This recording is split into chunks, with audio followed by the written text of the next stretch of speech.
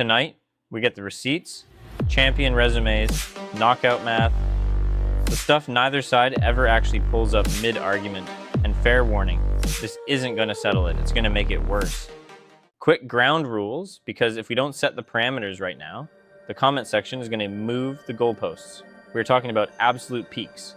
Prime Lewis's is late 90s Lennox. Fresh off avenging his only 2 losses, unifying the belts against Holyfield, and about to run through Tyson. Chess piece boxing at its most complete. Prime Fury is the Wilder trilogy version. Not the lean, cagey guy who beat Vladimir Klitschko, the rebuilt one, heavier, meaner, the one who bolted a killer instinct onto elite footwork. That's the matchup, no excuses. Now let's look at the paper. On paper, it's a giant versus a giant. Fury brings nearly 30 pounds of extra mass, 4 inches of height, and a switch-hitting style to offset Lewis's massive orthodox power. But paper doesn't win fights, so let's break the tape apart. Here's the deal. Heavyweight records get inflated by gatekeepers and guys brought in to lose. This metric strips all of that away to ask one specific question. Were you a reigning or former world champion on the exact night you stepped into the ring? Evander Holyfield, Hasim Rahman, Mike Tyson, Oliver McCall, Ray Mercer, Tommy Morrison, Tony Tucker. By the time he retired, Lewis had beaten a staggering 12 current or former world champions. Now let's look at Tyson Fury's resume. The flex here isn't the sheer volume, it's the magnitude. Fury didn't have 11 champions to fight in his era, so he hunted down the guys who monopolized the division. Vladimir Klitschko, 11 years undefeated, unified champion, dethroned in his own backyard. Deontay Wilder, the reigning WBC champ, and the scariest puncher alive, dismantled across a brutal trilogy. And Steve Cunningham, former cruiserweight champion. Lewis completely laps him in raw numbers.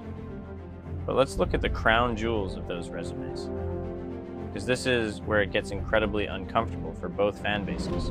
People point to Mike Tyson as Lewis's masterpiece, completely ignoring that Iron Mike was already mentally shot and years removed from getting shattered by Buster Douglas. Then you have the Gypsy King's ultimate flex, a version of Vladimir Klitschko, who hadn't taken a real risk in years, and completely froze the second he felt unfamiliar pressure. Both of their most hyped wins carry a heavy asterisk. That's not a knock. That's just what the record actually shows when you stop rounding up. By the end of 2001, Lewis had racked up 30 finishes in 38 total fights. That's a 78.95% finish rate. For a heavyweight known for calculated chess piece boxing rather than wild brawling, that number is absurd. He didn't rely on wild volume. He did it with surgical selectivity. A piston jab setting up a razor-sharp straight right. Fury, coming out of the Wilder trilogy, sat at 22 finishes in 32 fights. That's a 68.75% finish rate, 10 percentage points lower on paper. But that number lies to you if you don't look deeper, because it mixes 2 completely different fighters. Boxing Fury, feints, slippery angles, 12-round accumulation, banking rounds on the cards, and Wilder-Rematch Fury. Kronk Gym Fury, where a switch flips and suddenly you get a 270-pound pressing machine who brutally walked down the most dangerous puncher in boxing history. So here's the real question this metric raises. Lewis is a consistent finisher, same deadly tool every single fight. Fury is an occasional finisher who turns into a destroyer when he decides to brawl, which is scarier. But I'll tell you right now, it's the guy who always brings the hammer. Lewis didn't need to flip a switch. The switch was built into his blueprint. Against elite competition, you don't want a guy who can knock you out if he decides to brawl. You want the guy who knocks you out purely by executing his standard game plan. This is the one nobody puts in a stats video, and it might be the most revealing thing in this entire breakdown. After dethroning Vladimir Klitschko in 2015, Tyson Fury didn't fight for over 2.5 years. During that hiatus, battling a documented mental health crisis, his weight ballooned to an estimated 400 pounds. Then, miraculously, he rebuilt his body from scratch. shedding well over 100 pounds, to get back into championship shape for the Wilder trilogy. Now compare that to Lennox Lewis.